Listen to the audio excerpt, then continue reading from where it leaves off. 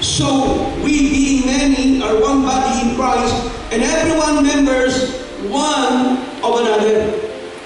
Tingnan niyo po, ano ba ang goal ng simbahan? Ano ba ang goal ng isang church? Ano yung goal ng isang church? Number one, ang pinag-goal talaga ng church is to spread the gospel of Jesus Christ. That is our mission.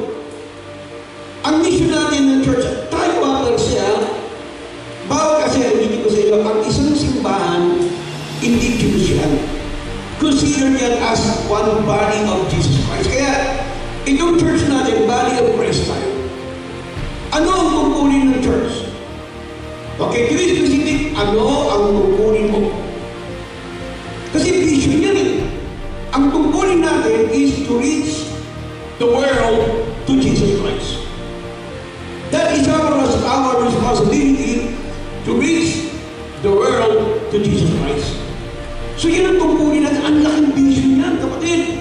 Number one, kailangan dumaan tayo sa proseso. Una, para ma-reach natin yung pinakamalaking goal, kailangan palakasin mo yung local church. So dyan yung darating yung discipleship. Paano kayo nagmumong naging active sa Panginoon, naging people?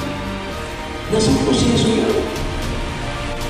Kaya napakahalaga yung vision. Ano bang vision ng church? Na yung mga batang yan, yung mga membro ng church, atibayin sa gawain ng Panginoon. That one day, yung tinatawag na corporate, yung the body of Christ, sama-sama tulad